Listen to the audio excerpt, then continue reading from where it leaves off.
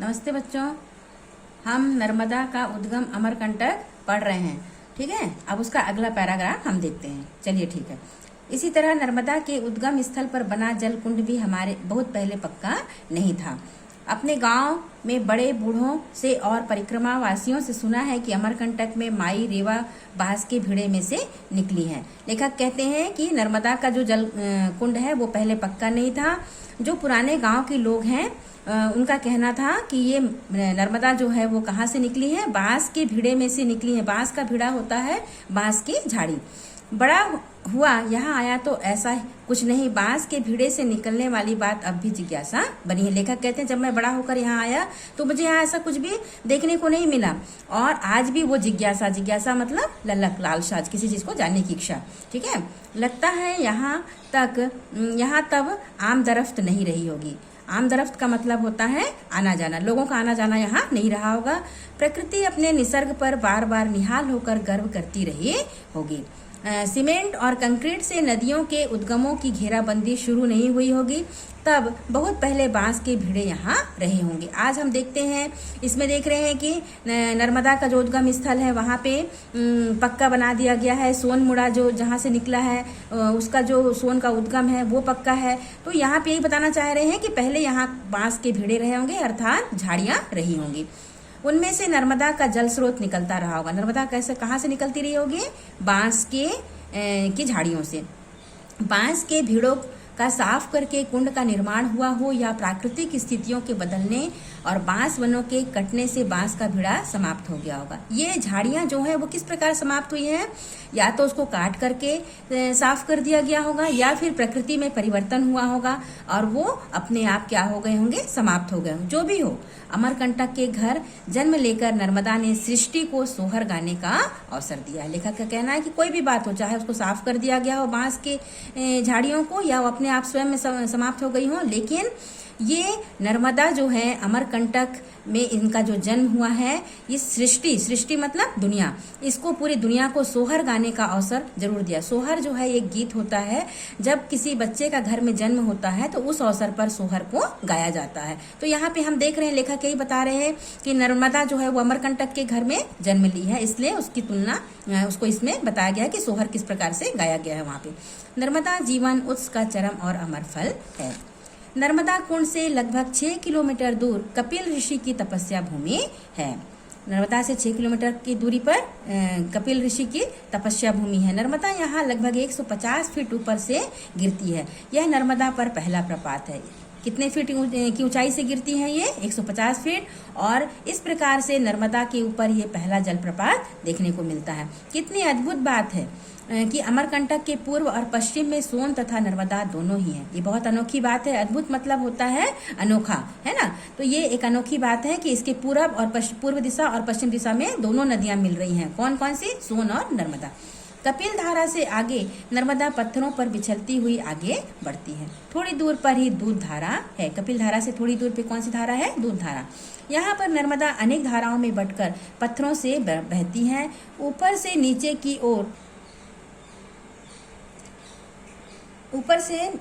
ओर नर्मदा जो है वो तेज धारा में बहती है, उसके कारण पानी दुधिया हो जाता है। पानी काफी ऊंचाई से नीचे की तरफ गिरता है, इसलिए पानी का रंग जो है बदल जाता है, ये दूध के समान दिखाई देता है। यहाँ से ही नर्मदा का जल खंभात की खाड़ी तक दूध ही माना जाता है। इस स्थान से लेकर के जल की खंभात की खाड़ी जो है वहां तक ये कैसा पानी माना जाता है? दूध माना जाता है। जनमानस नर्मदा को माँ मानता है और उसके पानी को दूध की तरह पीकर ही पोषित और जीवित है। माँ जो है, बच्चा जो है वो अपनी माँ का दूध पीता है और बड़ा होता है। ठीक उसी प्रकार से नर्मदा को माँ की संज्ञा दी गई है, नर्मदा को माँ के रूप में माना जाता है। और यहाँ के जो लोग हैं, जो इनका यहाँ के रहने वाले जो लोगों का जीवन है वो इन्हीं के ऊपर आश्रित है, तो इसलिए यहाँ पे कहा गया है कि इसी पानी को पीकर वो जीवित रहते हैं, अर्थात नर्मदा का ये जो पानी है उसी से इनका जीवन यापन होता है। दूध धारा के बाद निर्जन और सघन वन प्रांत से नर्मदा की यात्रा आरंभ होती है। इस दूध धारा के पश्चात नर्मदा जो है वो घने वन जंगलों से क्या होती है? बहनी शुरू होती है। निर्जन, जहाँ लोग ना रहे उस स्थान को निर्जन, और सघन मतलब घना। कपिल धारा के पास ऊपर बैठी जामुन बेचती वनवासी स्त्री से मैं पूछता हूँ कि अभी तो वर्षा का मौसम है, इसलिए यहाँ नर्मदा में पानी है। लेखक जहाँ से गुजर रहे हैं उस जगह पे एक वनवासी स्त्री है और वो जामुन बेच रही है वहां बैठ करके। लेखक उससे पूछते हैं कि अभी तो यहाँ वर्षा का मौसम है, इसलिए नर्मदा में पानी है, प्रपात में भी पानी गिर रहा है, क्या गर्मी में यहाँ नर्मदा सूख जाती है? प्रश्न हो रहा है कि गर्मी की ऋतु में क्या नर्मदा में पानी नहीं रहता, वो सूख जाती है? उस स्त्री का सहज उत्तर था, नर्मदा कैसे सूख सकती है बाबू। सहज मतलब सरल। वो बहुत आसानी से सहजता से जवाब देती है कि बाबू साहब नर्मदा कैसे सूख सकती है? नर्मदा सूख जाएगी तो हम लोग कैसे बच सकेंगे? नर्मदा सूख जाएगी तो संस्कृति सूख जाएगी। कितना अच्छा उसका उत्तर है कि अगर नर्मदा ही नहीं रहेगी, वो सूख जाएगी तो यहाँ लोग कैसे बच सकेंगे, लोग कैसे जिंदा रहेंगे? और अगर नर्मदा सूख जाएगी तो संस्कृति सूख जाए। संस्कृति मतलब हमारा रहन सहन, खान पान, चूंकि वनवासी लोगों का पूरा जीवन हम शुरू से देख रहे हैं कि इसी नर्मदा नदी के ऊपर आश्रित है। धरती का रस सूख जाएगा, ये जो हरियाली है, धरती की जो खूबसूरती है, ये समाप्त हो जाएगी। प्रकृति का स्वाभिमान खत्म हो जाएगा। प्रकृति को इस नर्मदा के ऊपर बहुत गर्व है और उसका जो स्वाभिमान है वो समाप्त हो जाएगा, क्योंकि पानी नहीं रहेगा तो पूरा पेड़ पौधे जो है क्या हो जाएंगे, समाप्त हो जाएंगे। ठीक है। नर्मदा अनवरत और अविराम प्रवाहमान है, इसलिए संस्कृति जीवित है। अनवरत लगातार और अविराम बिना रुके। नर्मदा जो है वो बिना रुके और लगातार वो प्रवाहित हो रही है, इसीलिए यहाँ की संस्कृति जो है वो जीवित है।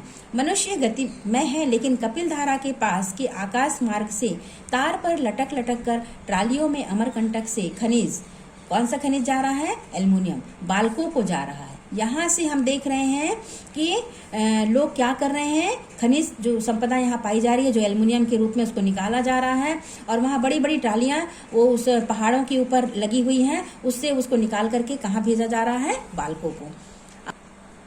बाल्को जो है हमारे छत्तीसगढ़ के कोरबा में है, ये है ना। और ये जो अमरकंटक मध्य प्रदेश में है, मध्य प्रदेश का जो एल्युमिनियम है वो कहाँ आ रहा है? हमारे छत्तीसगढ़ के बाल्को में। ठीक है। अमरकंटक को खोखला किया जा रहा है। नर्मदा और सोन के उद्गम पर यह अविवेकपूर्ण और अंधा प्रहार है। देखो, इस पूरे यहाँ जो खनिज संपदा पाई जा रही है उसको पूरा उसकी खुदाई हो रही है और धीरे धीरे अमरकंटक जो है वो क्या हो रहा है? खोखला होता जा रहा है। इस प्रकार से एक दिन ऐसा हो जाएगा कि नर्मदा और सोन का जो उद्गम स्थल है, ये इसके ऊपर ये अंधा प्रहार जो हो रहा है ये धीरे धीरे समाप्त हो जाएगा। ठीक है।